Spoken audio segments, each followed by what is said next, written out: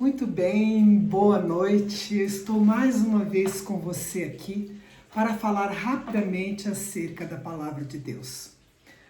Eu tenho algo breve e impactante para falar com a sua vida e eu espero que, em nome de Jesus, assim como eu tenho sido edificada com essa palavra, você também venha ser edificado essa noite. Nós estamos passando aqui no nosso Paraná, principalmente aqui em Curitiba, porque eu vivo aqui, então eu posso falar do que nós estamos vivendo. Uma seca, uma estiagem como há muito tempo não acontecia. E nós ficamos nos questionando por que desta seca. Algumas pessoas já colocaram nas redes sociais que é o Senhor que dá seca, eu também creio assim. Porém, nós temos que entender algumas coisas a respeito das coisas que estão acontecendo nesses últimos tempos. Nós estamos vivendo o princípio do Apocalipse. Eu não digo a você que nós estejamos vivendo o princípio das dores, não. Mas não deixa de ser as pequenas dores de parto, os primeiros sinais que vai acontecer. Eu tive 2 filhos, 2 partos normais, eu sabia exatamente o que estava acontecendo comigo e a mãe sabe quando vai dar à luz a seu filho, principalmente quando vêm os sinais. E pensando sobre todas as coisas que têm acontecido, Deus manda uma praga, Deus manda uma seca e nós falamos, mas que barbaridade, hein? Olha o que está acontecendo. Tanta seca, esta praga, e começamos a nos questionar sobre o que está acontecendo. Porém, eu venho com uma palavra profunda ao teu coração, para que você possa entender assim como eu tenho entendido, o porquê de tantas coisas estarem acontecendo. E lá no profeta Ageu, capítulo 1, diz assim, no versículo 7, assim, pois, declara o Eterno dos Exércitos, considerai o vosso passado, refleti sobre o que você tem feito. Portanto, subi sem demora ao monte, trazei boa madeira, edificai a casa para que eu me alegre dela e nela seja glorificado. Exorta Yahvé. De fato, esperaste muito, mas veio pouco, e este pouco, quando levastes para casa, eu ainda o dissipei com um só sopro. E agi deste modo, por que motivo? Por que estão acontecendo essas coisas? Questiona o Senhor dos Exércitos. Ora, aqui vem a resposta. Porque simplesmente deixaste a minha casa sob escombros, ao passo que cada um de vós só dá atenção à sua própria casa e seus próprios bens. Por esta razão, por causa de vós, por causa de você, por causa da minha vida, olha bem, por causa de vós mesmos, o céu reteve o orvalho e cessou de dar o seu fruto costumeiro. Nos campos e nos montes provoquei uma seca que afetou sobremaneira o trigo, o vinho, o azeite e tudo mais que a terra produz, e também todas as pessoas e os rebanhos. O trabalho das vossas mãos foi prejudicado. Essa foi a mensagem que o profeta Ageu levou ao povo de Israel, que o que estava acontecendo nada mais era do que a consequência do que o povo andava fazendo. E eu comecei a pensar. Eu tenho o costume de andar, vocês sabem que eu amo fazer exercícios. Ontem até eu já voltei a exercitar na academia, depois de 4 meses. Eu sou uma pessoa ativa e quando eu não pratico esportes eu sinto muita falta. E nesse tempo de pandemia, onde houve uma quarentena muito pesada, os parques você não poderia nem muitas vezes deixar o seu carro próximo, muito afastado, eu me detive apenas a caminhar. Caminhar com as minhas cachorras, que vocês sabem que eu amo. E comecei a caminhar e a semana passada, quando eu estava caminhando com aquele céu tão azul, eu lembrei de uma canção que eu cantei estendendo roupa aqui nos meus varais, porque eu sou dona de casa e tem muitos afazeres, e nesses dias eu me coloco, graças a Deus sou dona de casa, né? Não preciso trabalhar fora. Louvado seja o Senhor pela vida do meu esposo, assim eu tenho mais tempo para refletir na palavra, para cuidar da minha família, da minha casa. É um privilégio muito grande esse. E eu estava no parque e lembrei de uma canção que eu cantava aqui no meu quintal quando havia pouca falta de água, não como está acontecendo agora. E eu comecei a cantar. Havia uma pequena nuvem do tamanho da mão de um homem, e este é o sinal. Então, havia essa pequena nuvem. É uma canção profética. Faz chover, abre as comportas dos céus e faz chover. Se pedimos, Jesus virá. Então eu comecei a cantar no parque. Quem passou e viu, o problema de quem viu. Eu estava ali, falei, Deus, eu não vejo nenhuma nuvem, mas faz chover sobre essa terra, Pai. Por amor à vida daqueles que temem ao Teu nome, por amor à minha vida que teme ao Teu nome, faz chover. Eu tenho uma rinite que me persegue, ela não é minha. E tenho sinusite que também me persegue. Então, nesses tempos de seca, se não fosse um umidificador de ar ao meu lado, eu sofreria o triplo do que eu sofri nesse tempo de seca. E eu comecei a orar e pedir a Deus, faz chover, Deus. E hoje pela manhã, quando eu olhava para fora, e que eu vi aquela chuva que começou já faz 4, 5 dias e não para, e aquela chuva tá vindo, e eu passei pelo parque, vi já o lago bem cheio, aquela água que vem correndo ali na ponte, vai fazendo aquela cachoeira que não existia, já está jorrando água, e eu falei esses dias, quando eu pedi ao meu esposo, vamos até o parque, eu quero ver como está. E eu falava, Deus, obrigada, porque as águas estão correndo normalmente aqui. Olhe lá as capivaras comendo normalmente, os peixinhos devem estar felizes. Glória a Deus, as árvores estão bem molhadas, o solo está molhado. E eu louvava a Deus naquele momento, lembrando que os servos do Senhor estavam orando. É claro que nós reclamamos muitas vezes porque não está chovendo, porque houve um corte de água, ainda está havendo por causa da grande estiagem, porque o povo não sabe cuidar do que tem. Os governantes não sabem lidar com os problemas, então nós começamos a ter sérias consequências de tudo o que está acontecendo. E eu me detive nesse texto do livro de 1 Reis, capítulo 18, onde Elias, ele vence os profetas de Baal, porque havia uma seca muito grande no local. E eu quero estar lendo com você aqui, porque eu gosto de ler baseado na palavra, e diz assim, em capítulo 18, versículo 1, algum tempo depois, no 3º ano daquela severa estiagem, eram 3 anos, não era assim o tempo que nós tivemos aqui de estiagem, que foram alguns meses, eram anos. O Senhor Deus ordenou a Elias, vai e apresenta-se diante de Acabe, eis que vou mandar chuva sobre a face da terra, aleluia. Elias partiu a fim de ser recebido por Acabe, e a fome era enorme em Samaria. Quando há uma seca muito grande, os agricultores não conseguem plantar, ou plantam e tudo seca, há um problema muito sério na agricultura. E aqui havia, imaginem, 3 anos de estiagem, 3 anos. E Acabe chamou Evadiú, que quer dizer Obadias, o mordomo e administrador do seu palácio, homem que amava e temia Yahvé, o Senhor. E Jezabel estava exterminando os profetas de Yahvé. Por isso, Obadias reuniu 100 profetas e os refugiou em 2 grutas, 50 profetas de cada uma, e lhes proveu água e comida naquela ocasião.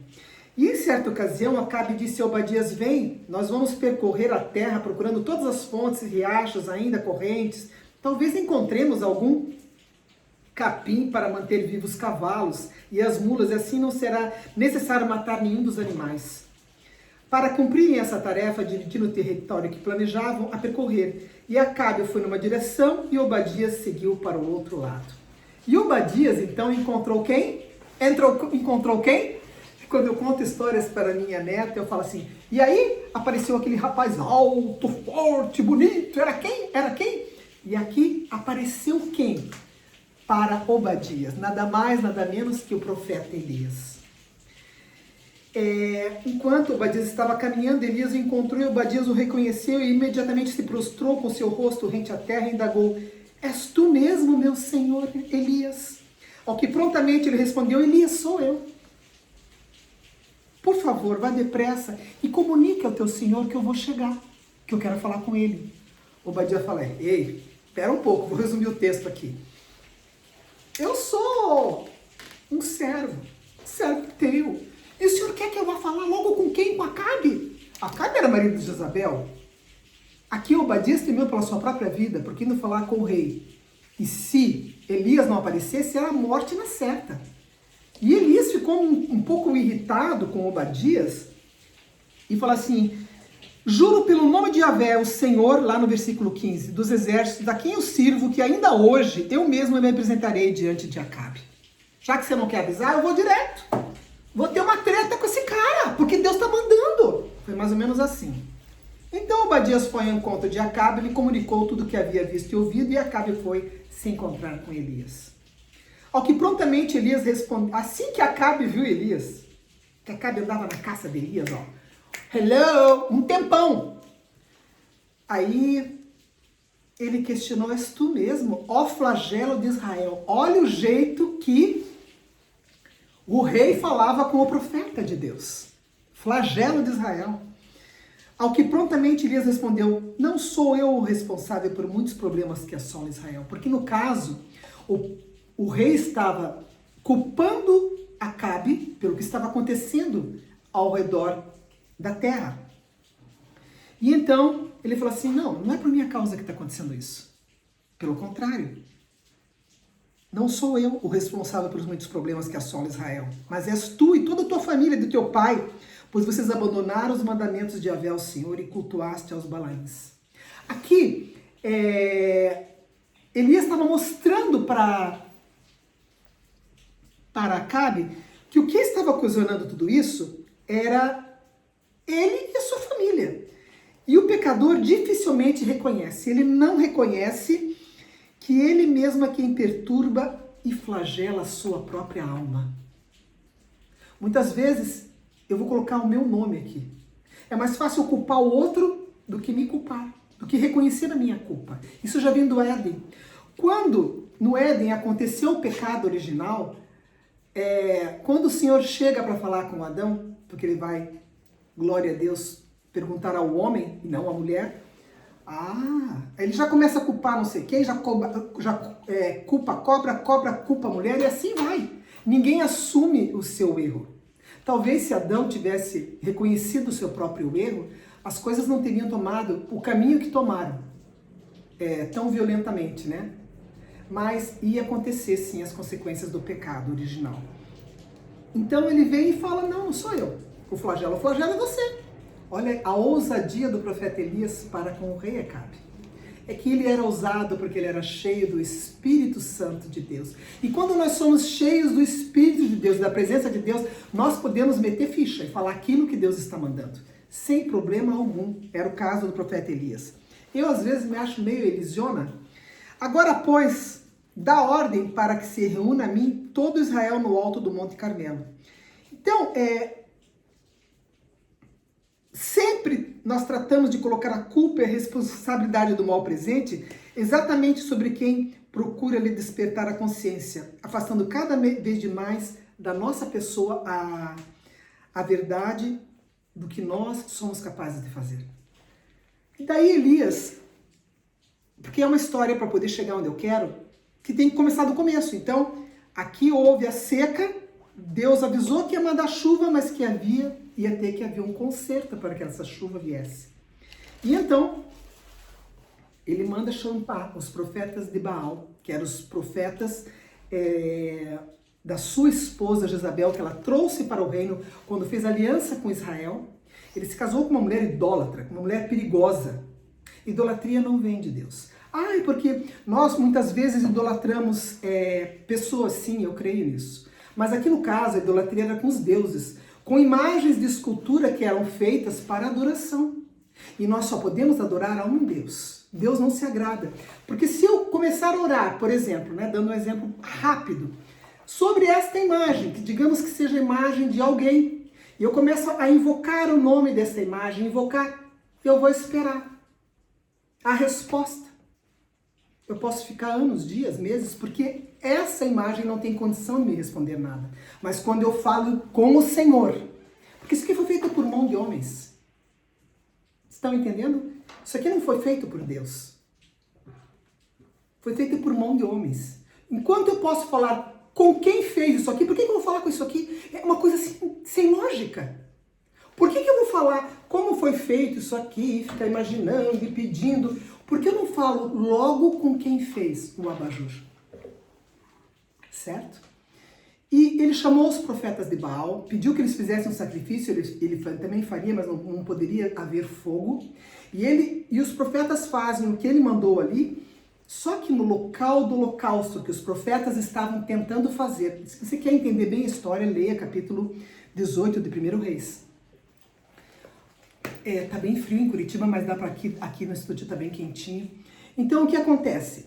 O fogo não veio sobre o holocausto dos profetas de Baal. Mas quando Elias arrumou as pedras, colocou a água, que tipifica a palavra de Deus, e invocou o nome do Senhor, ali sim houve o fogo, que tipifica o Espírito Santo. Ali sim houve vida. E daí ele elimina todos esses profetas de Baal. E aí então,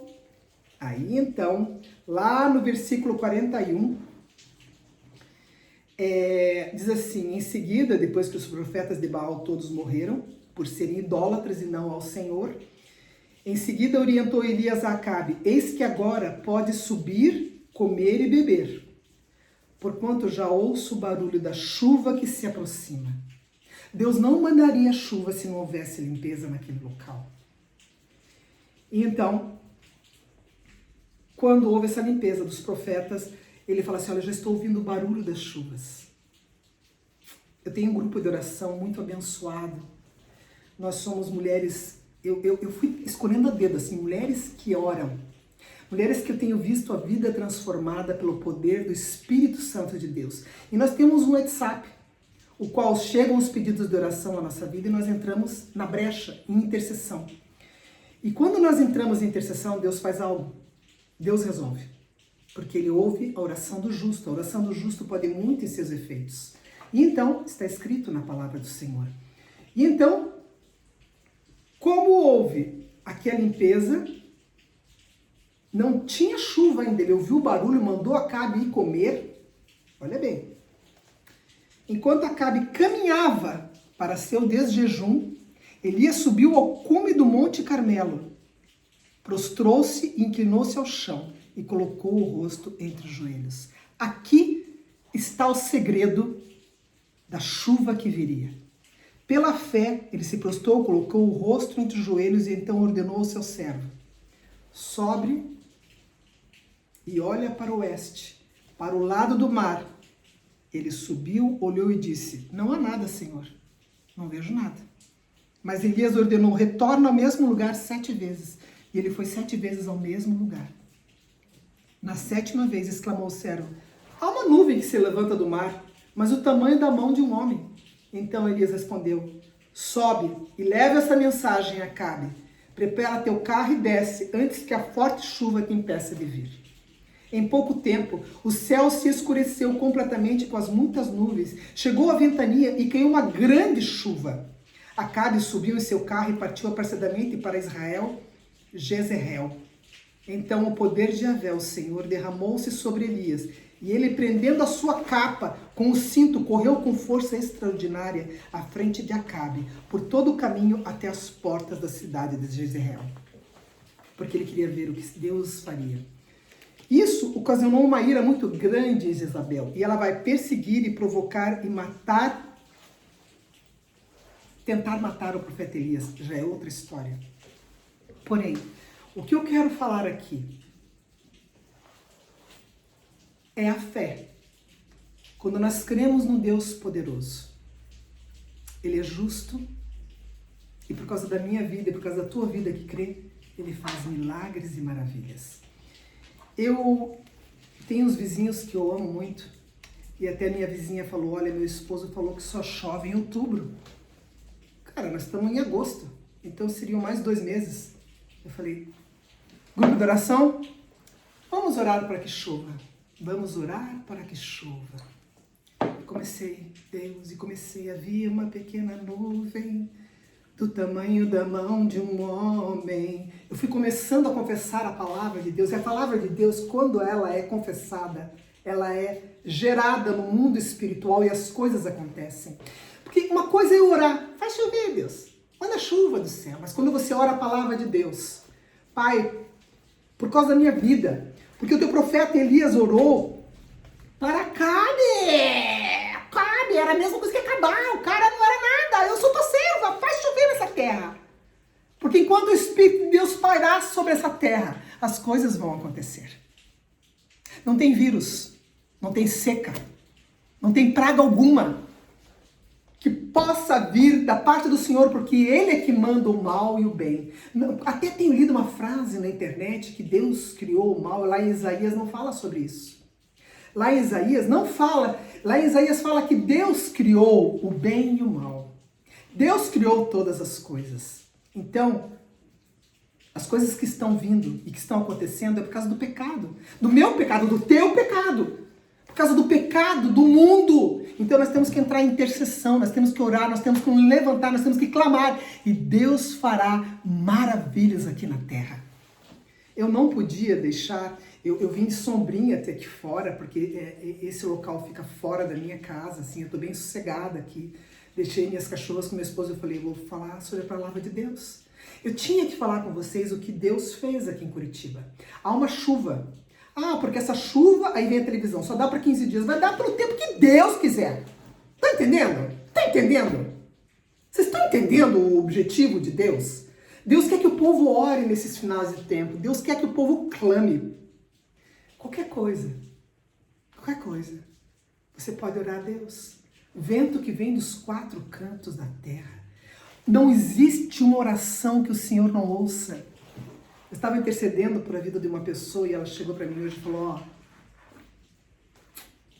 eu parei de fumar. Eu estava orando. Porque não adianta você falar com as pessoas. Isso cansa. Você tem que falar com quem pode resolver. Eu falei algumas vezes, mas eu vi que não havia resultado. Claro que não ia haver resultado, mas quando Deus entra no negócio, pode ter certeza, algo vai acontecer. Deus tem feito maravilhas na minha vida. Eu tenho me maravilhado com tudo que Ele tem feito nesses últimos tempos. Deus quer abençoar a tua vida. Deus quer fazer com que a chuva de bênçãos, não só essa de água que está vindo sobre a terra, caia sobre a tua vida. Não se conforme. Faça como o profeta Elias. Ele apenas se prostrou, inclinou-se até o chão e colocou o rosto entre os joelhos. Eu não escuto aqui, Senhor, meu Deus. Não, ele não fez nada disso. No silêncio do coração, ele orou a Deus. E aquilo que ele já tinha falado aconteceu. Quero orar com você. Amém? Deus, nessa noite eu quero colocar a cada pessoa que está me ouvindo, Pai. Eu não sei o que essa pessoa está passando, eu não sei os seus problemas, só que eu sei de uma coisa. Nós precisamos entender que o Senhor existe, que o Senhor é galardoador daqueles que o buscam e o temem. Coloca temor no coração de cada um que está ouvindo essa palavra agora à noite. Pai, o Senhor derrama chuva sobre a terra, porque o Senhor tem misericórdia da terra ainda. O Senhor derrama, Pai, tantas bênçãos sem medida sobre nós, não porque a gente venha merecer, mas porque o Senhor é santo e porque o Senhor nos ama a ponto de dar a vida por nós. Senhor, o Senhor está voltando, alcança cada vida que agora está me ouvindo, transforma, muda, Pai, a visão, que nós possamos passar a olhar para Ti e sermos menos mesquinhos e pararmos de colocar a culpa no outro quando os culpados somos nós. Se a terra está como está, é por causa da nossa vida aqui na terra, Pai. mas ainda existem pessoas que se levantam no teu nome para orar. Senhor. E essas pessoas têm, Senhor, alcançado maravilhas no teu nome. E eu quero te louvar pela vida de cada intercessor aqui na terra. Te louvar, Pai, porque em meio a tantas tristezas, em tantas notícias ruins aqui na face da terra, o Senhor tem olhado pelas nossas vidas. Obrigada, porque até aqui o Senhor nos abençoou. Abençoa cada família de cada ouvinte. Abençoa, Pai, e que os joelhos possam ser dobrados e prostrados sobre esta terra. E que nós possamos te adorar na beleza da tua santidade, Pai. Porque agindo o Senhor, quem impedirá? Quem tentará contra o braço forte do Senhor? O Senhor é o nosso pastor e nada nos faltará. Te louvo e te agradeço em nome de Jesus. Amém. Então, meu próximo estudo já está pronto faz um tempo. Essa semana eu estarei gravando ainda e colocando aqui para você o Salmo 23 de uma maneira muito fácil e muito cheia do Espírito Santo para que nós possamos tomar posse desta palavra. Estarei aqui trazendo uma ovelhinha do Senhor para que você possa entender o Salmo número 23. Deus te abençoe nessa noite, que as chuvas de bênção possam alcançar a tua vida e que muitas chuvas do céu possam molhar a nossa terra, para que essa terra venha produzir frutos, para que venha dar alegria aos nossos corações, à nossa saúde, porque temos um Deus santo. Amém? Atenção, um grande beijo, beijo, beijo, beijo. Deus te abençoe.